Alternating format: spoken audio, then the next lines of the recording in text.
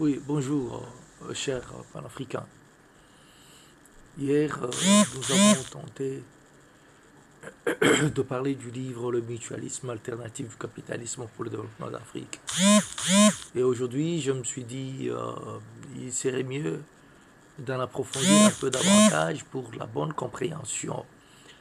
C'est ainsi que hier, nous avons fini par dire que le mutualisme a comme caractère la solidarité, la responsabilité collective, la démocratie participative, l'autonomie et le développement communautaire, et aussi l'équité et la justice sociale. Ce sont les points clés que nous avons épinglés dans le mutualisme. Et aujourd'hui, pour compléter, nous lisons un auteur, Benitez Bijo, qui a écrit dans Culture africaine et développement un dialogue nécessaire, dans la revue Finance et bien commun 2007, le numéro 28-29, à la page, de la page 40 à 45. Il dit, on a toujours constaté et déploré que les développements en Afrique, conçus selon le modèle occidental, n'a pas, n'a pas fait beaucoup avancer le modèle du continent noir. Dans beaucoup de pays d'ailleurs, la situation semble devenir pire qu'à l'époque coloniale, car il n'est pas seulement question de l'exploitation des Africains par les grandes puissances économiques, il faut également se demander si la culture, voilà là, c'est là que c'est très important. Il faut aussi se demander si la culture africaine, si la culture africaine a vraiment été prise en compte dans les modèles, dans les différents modèles de progrès économique et technique proposés. Est-ce que seulement la culture africaine a été prise en compte? En effet, les fondements de l'anthropologie. Comprenez que l'anthropologie est une science qui étudie les caractères anatomiques et biologiques de l'espace humain, de l'espèce humaine.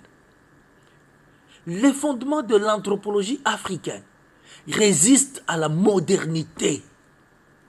Je répète, les fondements de l'anthropologie africaine résistent à la modernité.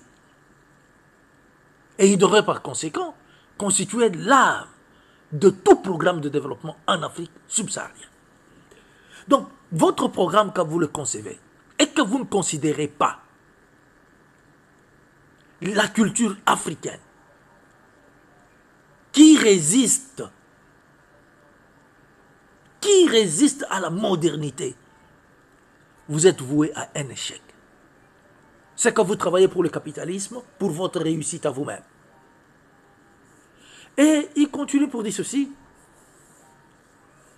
Il donne les ramifications. Bon, excusez-moi, là, je tente maintenant de donner les ramifications entre le mutualisme et le panafricanisme.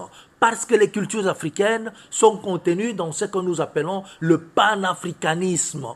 Le panafricanisme représente les cultures africaines. Il est impossible que vous vous disiez que vous êtes panafricain, mais dans tout ce que vous faites, vous représentez l'Europe, vous n'êtes qu'un capitaliste de mauvais goût. Vous n'êtes pas panafricain. Vérifiez dans votre comportement, vérifiez dans vos réactions si réellement vous êtes panafricain. C'est ainsi que je voudrais vous donner les ramifications entre le panafricanisme et le mutualisme, leurs différences et ainsi et leurs ressemblances. Le panafricanisme, la définition du panafricanisme, nous disons que c'est un mouvement politique, économique et social qui vise l'unité, la solidarité et le développement des peuples africains et dans la diaspora africaine. Voyez-vous, ça c'est la définition pratiquement du panafricanisme. Mettez-vous dans cette définition et décidez-vous si vous répondez réellement à ce que l'on vient de dire ici, à l'unité, à la solidarité et au développement de peuples africains et de la diaspora. Est-ce que vous vous y trouvez? Et non. Et quant à la définition du mutualisme, lui, nous disons que c'est un principe d'entraide et de coopération entre individus dans le but de soutenir chacun économiquement, socialement et moralement. Voyez-vous, là, ce sont pratiquement les deux définitions, la définition de chacun de ces deux termes, panafricanisme et mutualisme. Quel est l'objectif? L'objectif du panafricanisme, c'est promouvoir l'unité et la coopération entre les pays africains. Lutter contre le colonialisme, le racisme et le néocolonialisme. Valoriser les cultures africaines et renforcer l'identité africaine. Favoriser le développement autonome, du continent africain.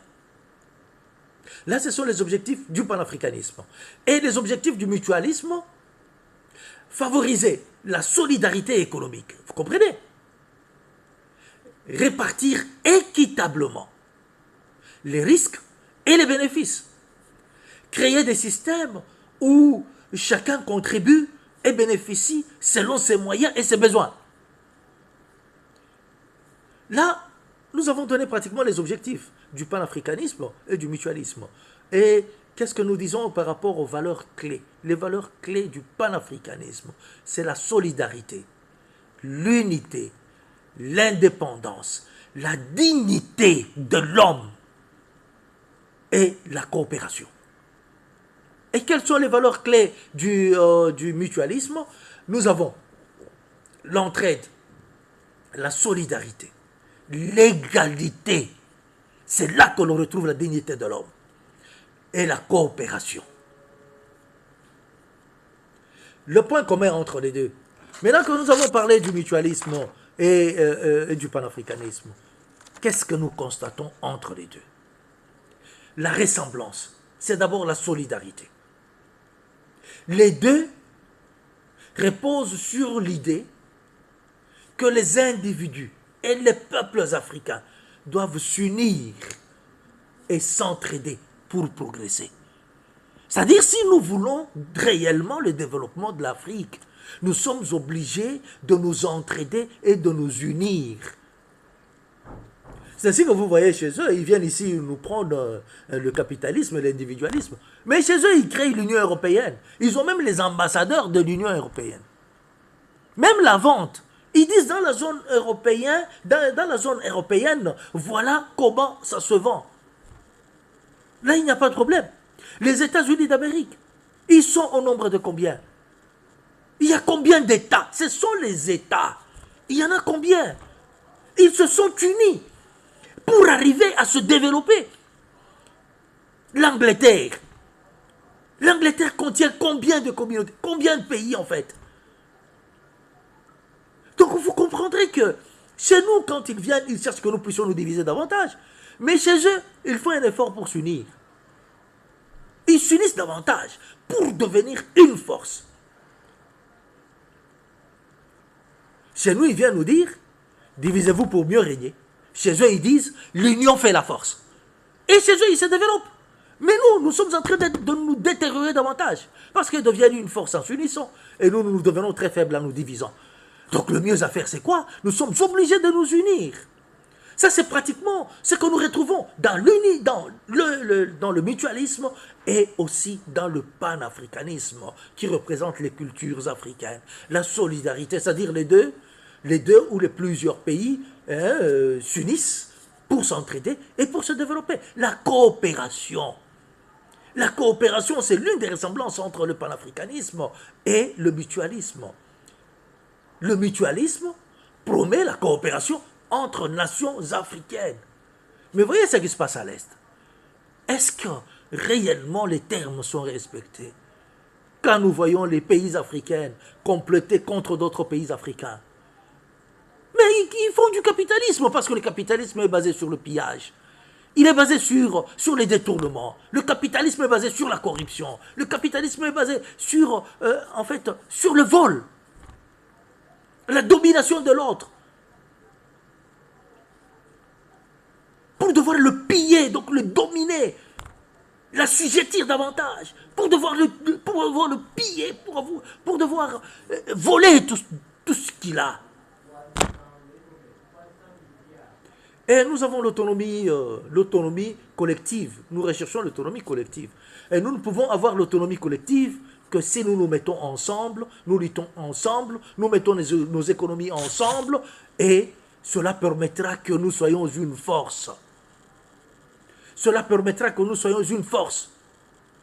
Et les deux prônent aussi la valeur humaine. Le capitalisme met au centre de tout les biens. C'est ça leur problème. C'est-à-dire les moyens privés pour son développement. Le privé. Les moyens privés pour le développement privé, c'est ça du capitalisme. Dites-nous un peu, nous Africains, nous n'avons pas de moyens. Nous n'avons pas de moyens. Tous les moyens sont en Europe. Tous les moyens sont en Occident. Comment est-ce que nous arriverons à nous développer individuellement? C'est pratiquement impossible. Un fonctionnaire de l'État sait qu'il touche comme argent. Que fera-t-il? Comment peut-il même être associé dans une société quelconque? C'est difficile.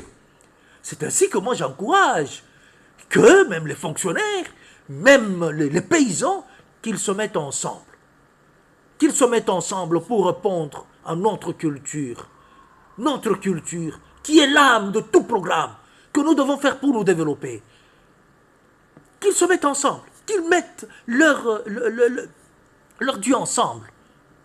Et là, ils pourront voir la lueur du développement. Les fonctionnaires de l'État, ils peuvent aussi se mettre ensemble, contribuer, arriver à créer des sociétés. Nous l'avons fait. Nous l'avons fait, nous nous sommes retrouvés que chaque mois, nous donnions ce que l'on pouvait. Et au bout d'un temps quelconque, nous nous sommes retrouvés, nous avons créé notre société. Et on a continué et on a fait quand même un capital. On a fait un capital.